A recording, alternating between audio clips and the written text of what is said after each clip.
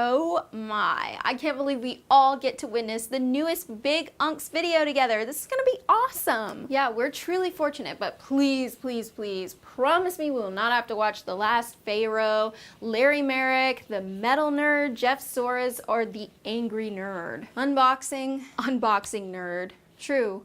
All extremely boring. Oblivion is okay. Oblivion is okay. Should we tell them? Oh, since you know you're going to enjoy Big Unk's video, don't forget to like, share, comment, and subscribe! Woo! Yay!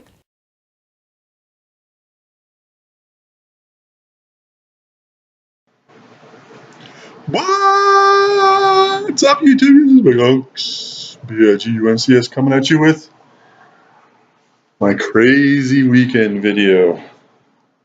I don't know how national the news is, but down here in San Diego County, we had a little fire.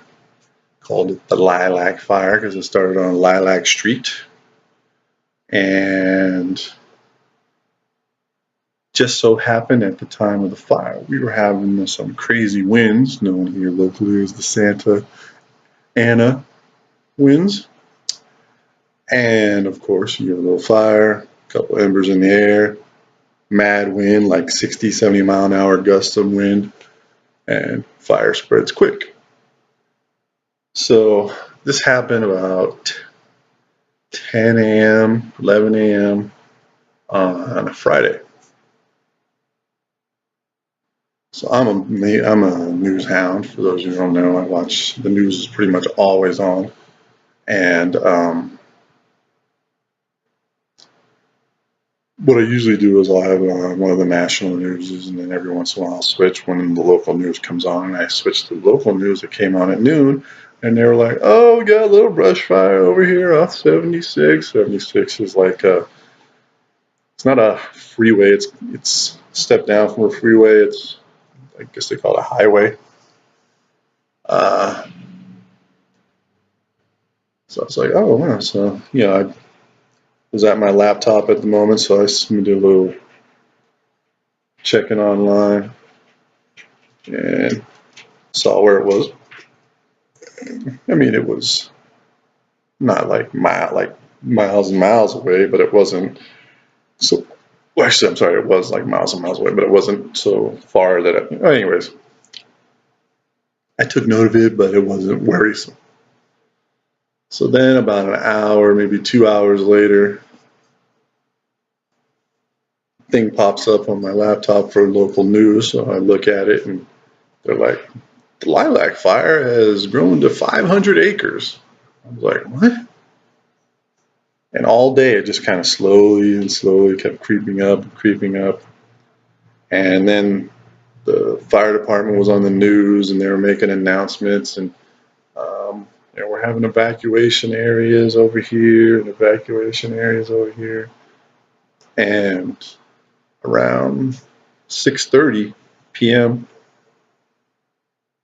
where we live was put into the evacuation warning, which means you don't have to, but you probably might want to.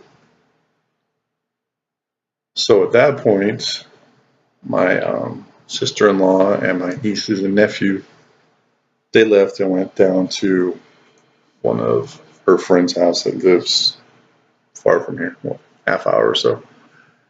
And my brother and I decided that we were gonna hang out and with the house and the trees down every once in a while. Just my brother kept going, "If we see the glow, then we go." So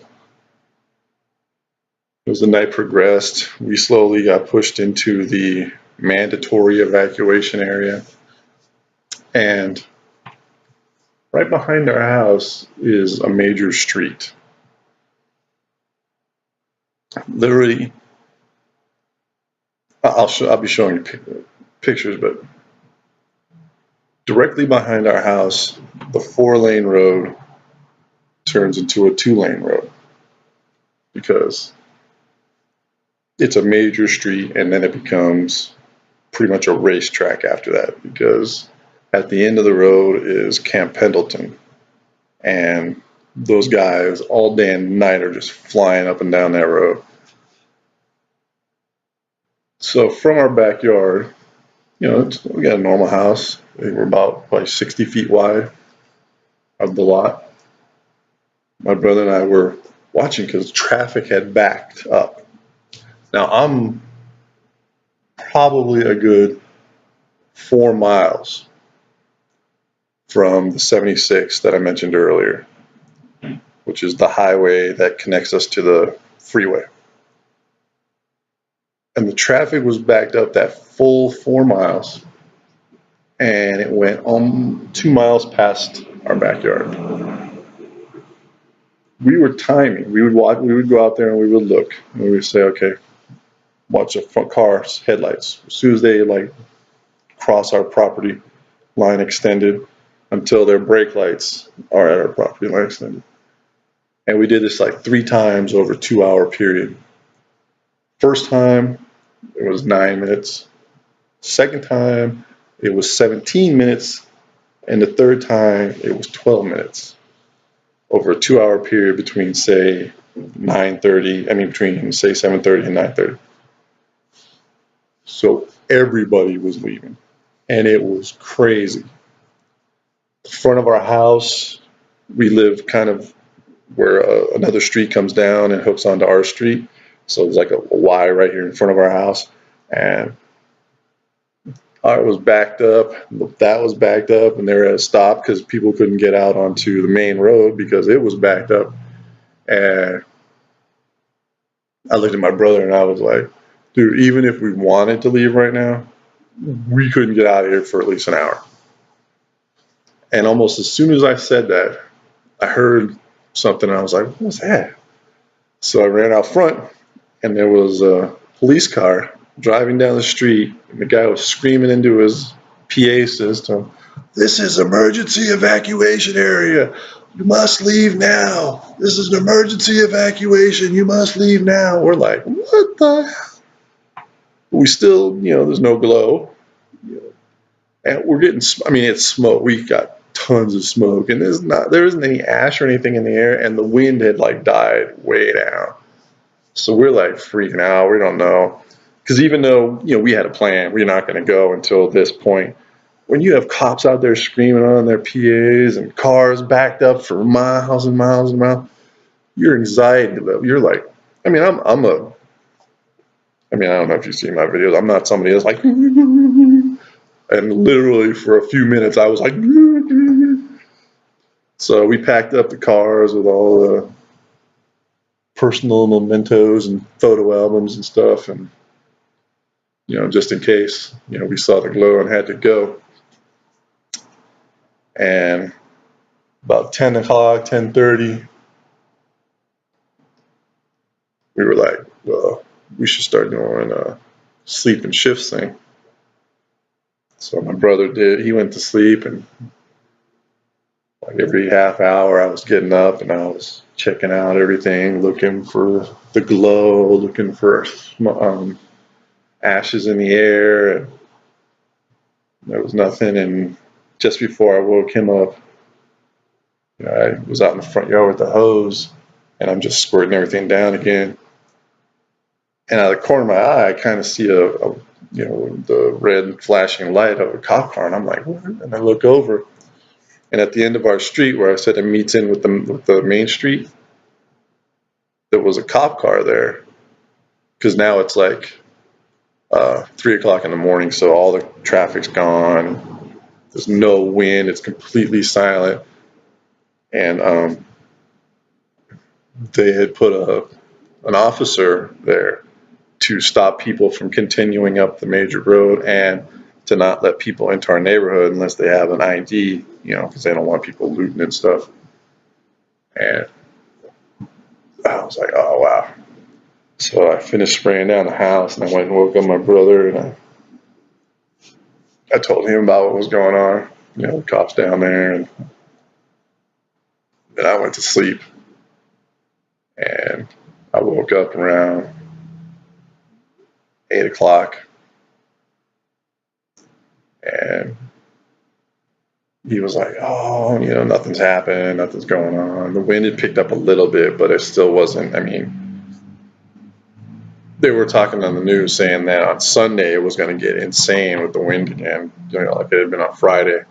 But yeah, so now at this point, the cops have a little tent set up down here. I have a picture, and so they're still not letting people up the street, and they're not letting people into the neighborhood without photo ID. And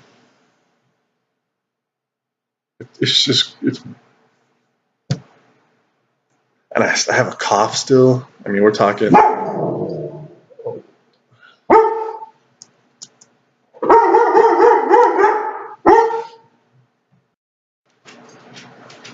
Sorry about that. Amazon guy. What was I talking about? I don't know. It just. Oh, I was saying is that I still have a cough, and I know it's got to be from the smoke because there wasn't like billowing smoke, but you could like taste it and feel it. So I think that's the thing I'm going to regret about not leaving, is that I'm going to probably have this cough for a few days till I get all that stuff out of my lungs. Yeah, I don't know. It's just it makes you really think about things when when you have a chance of losing everything. So it really makes you think about what's really important. When it comes to possessions and stuff. So that's my story. Well, thanks for listening to my little rant. Go sit quietly in the dark. Fire help! Fire help! Fire help! Fire help!